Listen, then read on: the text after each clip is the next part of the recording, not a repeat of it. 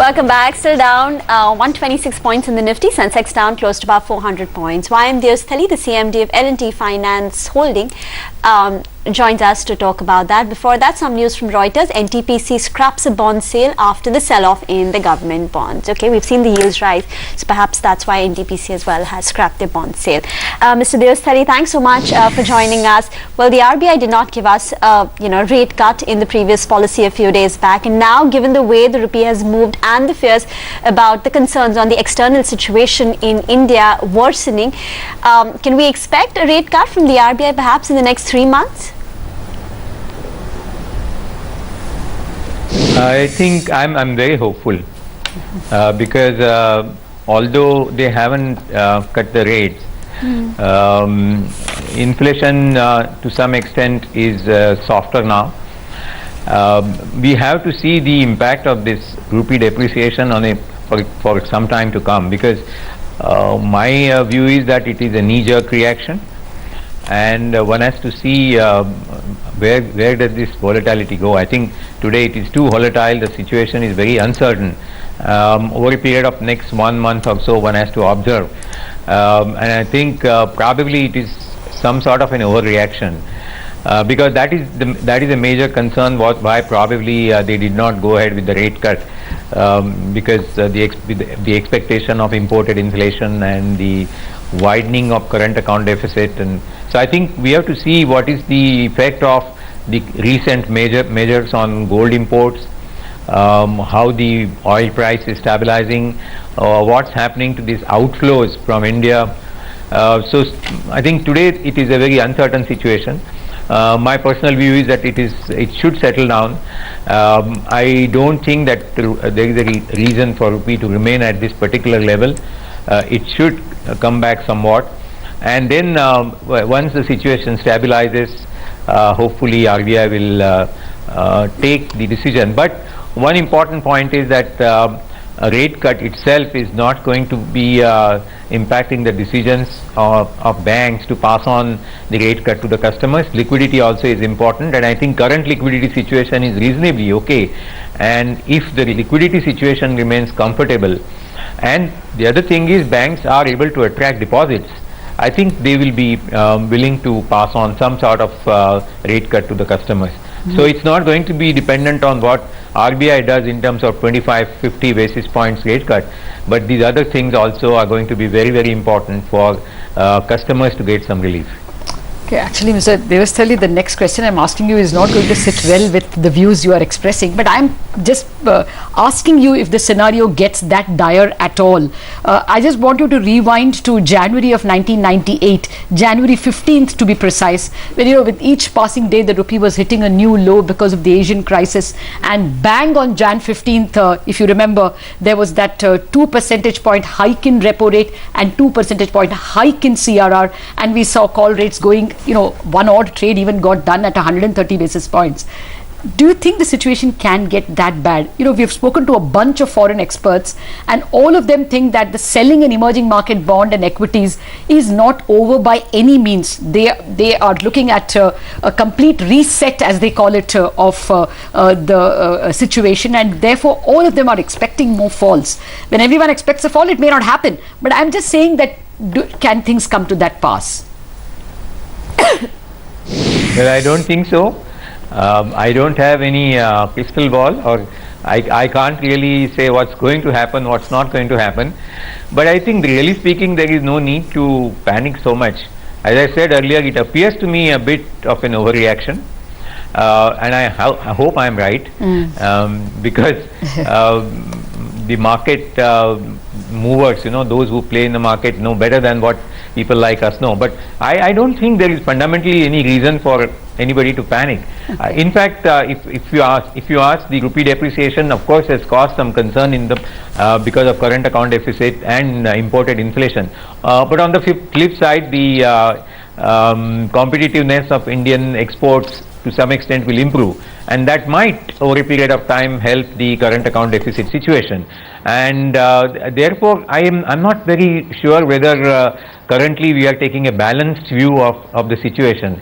I think in this type of uncertainty, people tend to overreact. Mr. Devasthali, L&T Finance Holding also gives, gold loans. With the sharp fall in gold prices in such a short period, is there a risk, or have any of your gold loans turned bad? First of all, we don't have any gold loans. Okay. In our portfolio, we are not in that business. Although we have a diversified portfolio, we haven't entered in gold loans. So that question is a bit hypothetical. It is not relevant for us. Okay, my apologies. At the moment, just to update on the markets, Sensex touches a new low. It's 400 of yesterday's closing levels, so 18,840, and the Nifty is moving a little emphatically below the 5,700 mark. It took a dip earlier in the day, but now 5690 as we speak. It's a 2% cut on the mid-cap space as well. Small caps have not fallen so much, but then the Nifty Junior, which is an indication of trading sentiment, has fallen a goodish bit. I think the advanced declines also is going to look pretty ugly. It has been looking ugly, but this is about 5 stocks falling for 1 stock in the green. And all of this happening in decent volumes, you will have to say. And Lata, the picture is quite ugly in the F&O space as well. So while the Nifty is down 2.2%, it's seen an increase in open interest by 11.5%. So perhaps there are some short positions which are getting built up on the Nifty, and even on the Bank Nifty, which is down 3.5%. I think the open interest has gone up by 22%. So there are some short positions which are getting built up as well. But Mr. Devasthali, stay on. We need to cut back across to Mr. Raghuram Rajan, who's again addressing. We should not let ourselves be led by the markets into directions we don't want to go, which is why when we announced this opening up last week of the government bond market to long-term investors like pension funds and sovereign wealth funds with a ability to purchase on tap, that was a new development, but it was a development which we had been contemplating, and we thought that that would add to the stability of the markets over the medium and long term, and that is why we did it. So that is going to be the governing sort of motive for what we do. We, as I said, have a range of instruments we can call on as and when needed. We're not going to flag them up front and say this is what we're going to do, but as and when needed, we will call upon them. So markets have given a knee-jerk reaction to the Fed statement. What do you make of it, sir? As I said, my sense is to some extent, one of the problems with quantitative easing is it's easier to get in than to get out. Because as you get in, the reactions are a little more smooth. People don't believe you're going to do what you're going to do until you do it, but they're much more ready to believe you're going to do what you're going to do, perhaps even anticipate that when you're getting out. And that's, to some extent, is reflected in the volatility that has accompanied Fed statements, despite the evident amount of care that has gone into crafting them. My sense is that the Fed has said it will start tapering towards the end of the year.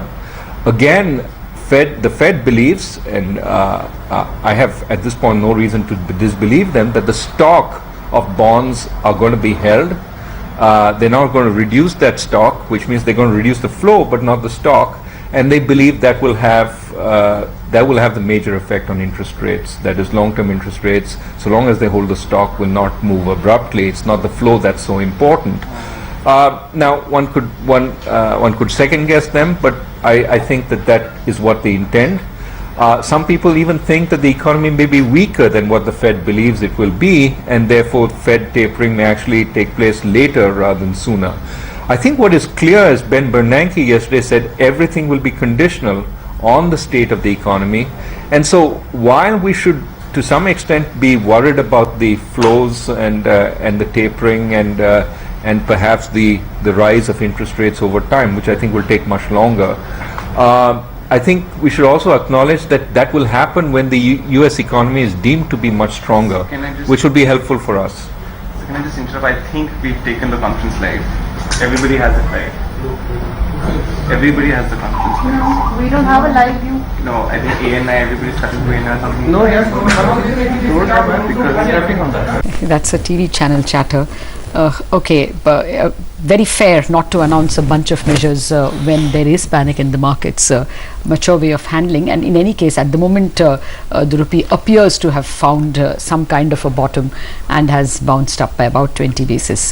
View in the market is that rupee is seriously oversold and dollar seriously overbought at this juncture, and flows are coming not from the Reserve Bank but from elsewhere, which is always positive. That's at least some of the views I got. Mr. Devasthali, thanks for waiting by. Well, the important development that is going to happen in the next 1 week is that the gates will close for putting in banking applications. Have you thought through in terms of which is the entity that will apply for the license, and how you are, what kind of mergers or demergers your group will plan thereafter in the next 18-20 months? Well, we have definitely thought about it, and work is still on. The application has to be submitted before 1st of July, and we will submit. Now, which entity will apply and what kind of mergers, and I don't believe that there are going to be any mergers or demergers required. So that's not envisaged.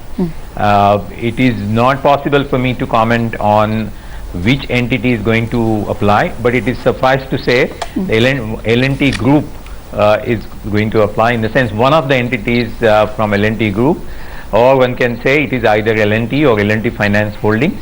But as the things stand today, it appears to me that it is going to be L&T Finance Holdings, which is the likely candidate. But we will let you know as soon as things are finalized. Would you contemplate any kind of mergers or acquisitions, not mergers really, acquisitions of NBFC companies with a decent reach or with priority sector portfolios in the run-up to developing your license? By the way, the mood is that you will definitely get a license, since you all are a diversified entity and don't have an identifiable promoter family. So hopes run high on L&T. Thank you very much for that. No, well, that is the perception. But thank you very much for that, Lata. Are you looking at some kind of a merger of any NBFC company, buying any NBFC company or MFI? No, actually at this point in time we are not looking at any acquisitions. You see, we have done already 3 transactions in the last year, and we are in the process of integrating those entities. I think I must tell you that thanks to the work done by the team internally as well as the entities which we acquired, the integration has gone off very well and very smoothly. So we are currently focusing on growing in those businesses. Having said that, I think if there are any opportunities whereby we are able to enter in any area which we don't have today, or if we are able to increase our geographical presence, or if we are going to get some products which are important or necessary in our overall basket, we will look at, and that's the way in which we have gone ahead as far as acquisition is concerned. So it's not that we will acquire anything which comes our way. It has to make strategic sense to us, and as you rightly said, supposing we have something is available which will enable us to increase our geographical presence, possibly, but I think at the same time what comes along with that also will have to be seen. It's not only geographical presence. Okay, but many other things also will have to be looked One at. final question. Companies like yours are seen to have 2 problems while you'll evolve into a bank. One is that the SLR CRR requirements will put a pressure at least in the year FY15 when the license is there and perhaps is implemented, or maybe FY16 when all the money that you have so far will have to bear an SLR CRR burden. And secondly, even NPLs, at the moment you'll have the 180-day recognition, but as you move to 90 days, it's not going to be easy for a small truck owner. The sheer ability to record that arrival of money is going to be a problem. Do you see yourself, how do you see yourself tackling these 2 issues, especially the NPL issue getting to the 90-day regimen?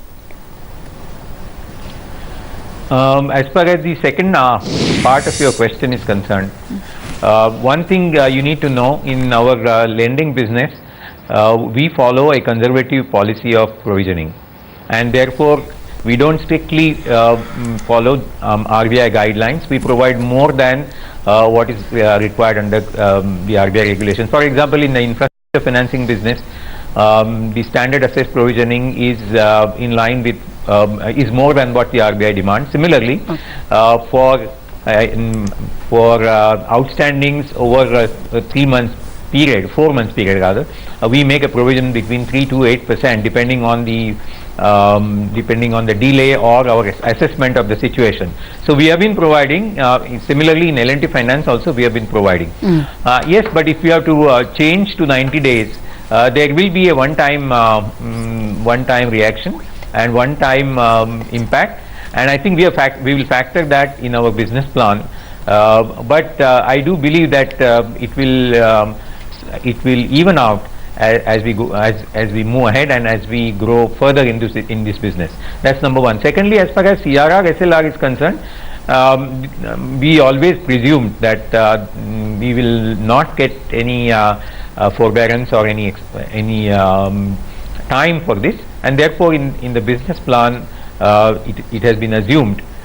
We're working towards that, and I hope we should be able to resolve the issues. It is possible that in the first 1 or 2 years there will be some impact on account of this, but I think we are not looking at this model for a short period of time. This is a long-term perpetual business model, and I think one has to look at it from that perspective. All right, Mr. Deosthali, running out of time. We leave it at that. Thank you so much for joining and taking the time out for us. Nifty still below 5700 mark. Rupee has gone to levels of 59.7, 71 thereabout, and I think the bond market has started trading. So 7.33 on the 10-year bond deal. Remember, it was in the lower circuit of 7.36. So I think now that has opened up and started trading. We'll slip into a short break. J.K. Jain, the derivative analyst at Karvy Stock Broking, joins in next.